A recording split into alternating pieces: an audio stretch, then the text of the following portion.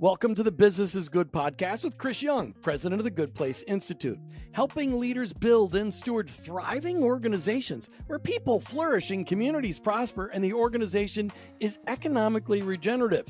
I'm your host, Jim Brangenberg. You know, some CEOs have a new idea every hour, some every 15 minutes. Even if they only had one a day, that would be a lot of new ideas to deal with for sure. But innovation is necessary to take a company to the next level, and improving your business model is critical to staying in existence as a business entity. So how do you manage innovation? Keep all the new ideas under control and build a kingdom company that literally glorifies God in its existence and its innovation?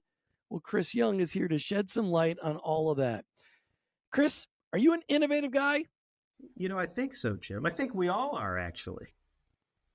Well, I don't know. Are you one of those guys, though, that has new ideas all the time? Man, I do. I have new ideas quite often, Jim, as you can well imagine. I've worked with CEOs that are like nonstop new ideas. I'm like, one new idea a month. That's all you get. You can have 100 of them. We'll pick the best one for the day. I love that. We call that bright, shiny object syndrome. Right. But that's why we're talking about innovation management today, because most CEOs are idea people.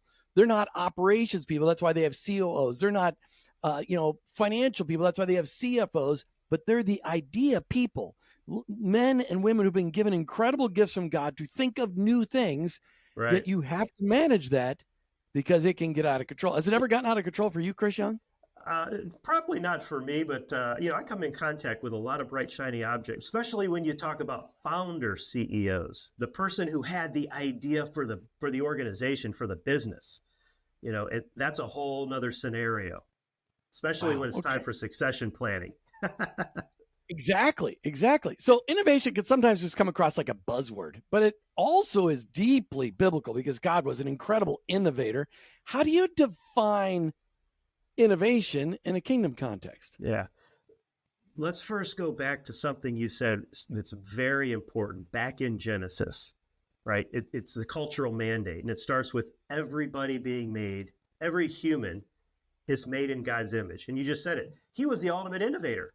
He was the creator of the universe. So that's why I kind of in jest answered your question, do I think I'm an innovative person? I think everybody is, because we all have the image-bearing quality of the creator of the universe, of creativity, of coming up with new ideas for things or new ways of doing things. So first we understand, hey, that's a gift that comes from, whatever the apportioned, quantity or volume of that gift is, it's a gift that comes from being an image bearer of the creator of the universe. First, that's biblical, right? And then secondarily, I think the where we go with that is, well, what's the purpose of innovation? And maybe we'll talk about that in a second. Well, I think let's just go there, because good place leaders who create good places to work, how do you teach them? How do you encourage them to foster spirit-led creativity, innovation that is truly at the best interest of employees and customers and vendors and the basis for the organization's existence? How do you help foster that?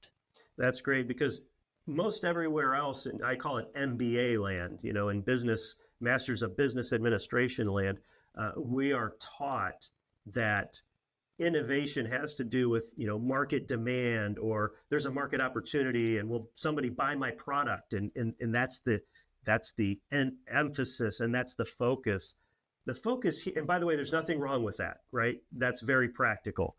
But here, in a biblical sense, is innovation moving God's kingdom forward? We love the word shalom. And I know the translation in English is peace, but it means so much more. It's purpose, it's fulfillment, it's meaning, it's flourishing. That's probably the closest word, is flourishing or thriving. So your innovation, your new ideas for new products or services, or your new ideas for ways of doing things, does it positively impact and move the kingdom forward? So one question we like to ask in the spirit-led innovation process, if you will, or at least the approach to innovation, is where in the world, maybe the world is your customers, your marketplace, or it's literally the world, does there need to be more shalom? That business can be a solution. that a new product, new service can be a solution. And that's a great biblical place to start when we're talking about managing innovation. And I love, and let's just do some clarification. I love what you just said. I don't want to discount that because this flourishing, this idea of flourishing and shalom, because when we hear shalom, well, I know that my Jewish friends, they say shalom, shalom, because they really, really mean it. But when we hear the word flourish in the English, we hear, hey, there's just been a flourish of activity.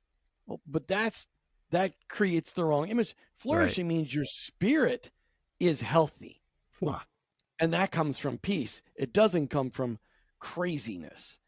And I think that's why we're encouraging all of you listening today to get in touch with the Good Place Institute online at goodplaceinstitute.com.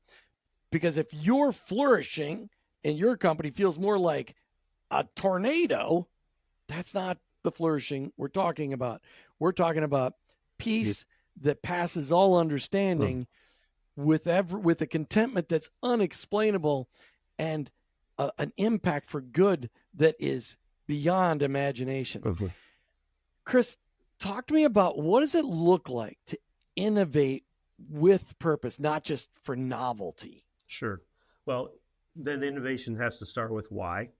And in one of our previous episodes, we talked about an organization's why. It's their charter, their embodiment of purpose, mission, vision, values. So why does your organization exist, and how can an innovation, like we shared, how does it move that forward? How do we more optimally fulfill the purpose of our organization? So that's the place it starts. The other place it starts is taking internal and external inventory of things. So there's an entire process, obviously, in the Good Place operating system. We do call it managing innovation. It starts with discovery, and you're discovering things about the organization. What is its why? What are its strengths? What are its assets? What are its resources? And then you're looking externally. What are the external influencers? Either they are governmental, or their economy, or their communal, or their geographic, or what have you. And you look at those ideas, those concepts, as far as what that innovation looks like, and you need to bounce them up against some criteria. Does it start to align with that inner inventory, those external influencers, or is there positive or negative impact? And then you want to look at probability for success, and you want to look at risk philosophy or risk tolerance. And so you walk through what we call a step gate kind of approach, where you're discovering all the best ideas that you can come up with regarding that innovation, right? And then you enter a gate and you answer a lot of questions, and you allow the information to tell a story, and ideally answer the question as to how far that innovation will go all the way to fully market launch. Let's tell a story. Now that you said story, we talked about charter on a previous episode, but charter is really the why an organization exists. That's a simplified version of it. Can you share a story of a company that honored its charter through innovation? Yeah, there's two ways that I could answer that, Jim. So I might take a little bit of an unorthodox way of answering that, because I could tell you a success story of a company who followed its charter, and we went through the step gate, scenario, and they launched a beautiful product and exploded, or et cetera, in a good way. It flourished in a good way. Could share that, or they did a rebranding strategy, and the market went crazy for it, and it was wonderful. Here's a story of one of those bright shiny object syndromes. There was an organization who had a wonderful charter. It was about positively impacting a community for the kingdom, about raising the level of the standard of living, of offering living wage jobs, of dignified living wage jobs. And they invested $300,000+ of dollars into the startup of this kind of business that was going to create community employment. It was a great idea. It was well intended, and it wasn't vetted at all. And that's where it stopped.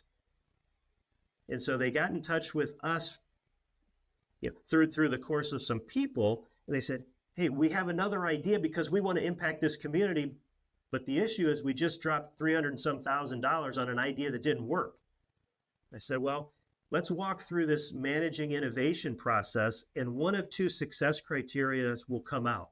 One, we'll launch a brand new idea, and it will absolutely fulfill your charter, and everything will be wonderful.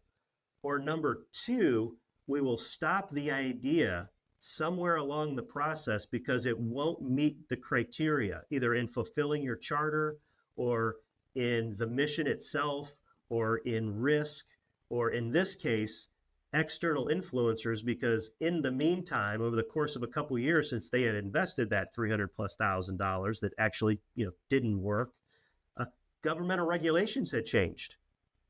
And so the external influencers in that particular geography had become so complex that we actually stopped the idea midway through the innovation process. So instead of investing $300,000 and some change, obviously they spent a little bit less than that, a whole lot less than that, but they stopped the idea.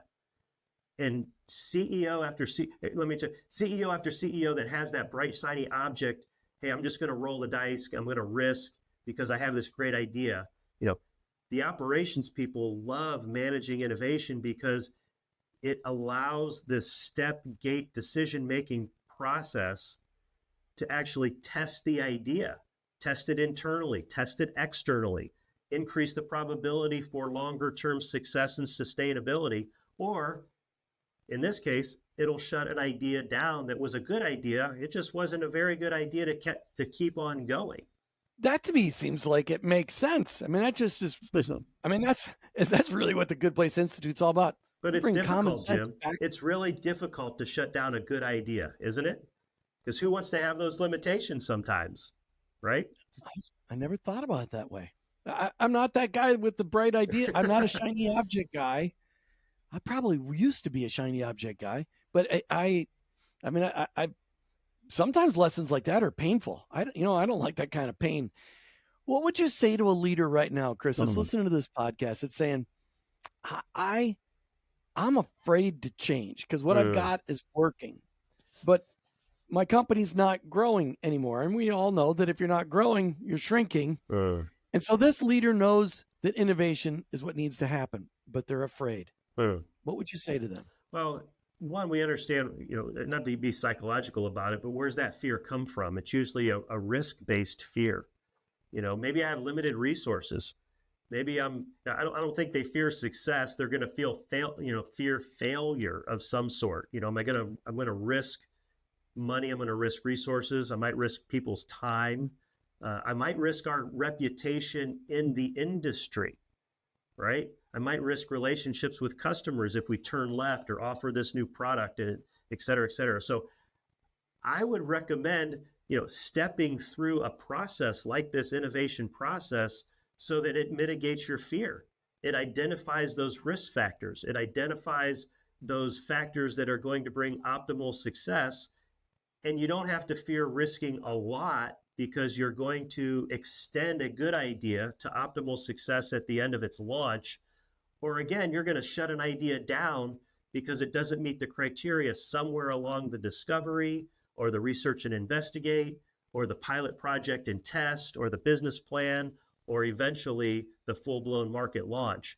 There's lots of steps and gate criteria that you answer questions that can mitigate that fear. And listen to your people, because you may have a great idea and your people may know something different than you do. And a lot of times we find that leaders aren't listening to their people. And at the Good Place Institute, we're going to teach you how to listen to your people because God speaks through them, just like he speaks through your wife, Chris Young. I bet Aaron says stuff to you all the time like, Chris, that's a neat, shiny object, but that's not a place we're going to innovate here at home. Does she ever say that to you, Chris? And I listen. And you listen every time? She's connected to the Holy Spirit, man. I listen. She is, for sure. Chris Young, great conversation on innovation management and really how the Good Place Institute can help us with innovation, not to be afraid of it, but to embrace it, but to also approach it with a calculated approach. Thank you, Chris. Thank you, Jim. Thanks for joining us today on the Business is Good podcast with Chris Young of the Good Place Institute. If today's conversation challenged you, we'd love to hear about it. Make sure you send us an email. Contact us at the goodplaceinstitute.com website. Subscribe to this podcast on your favorite podcast platform and our YouTube channel, and maybe you could share this episode with a friend.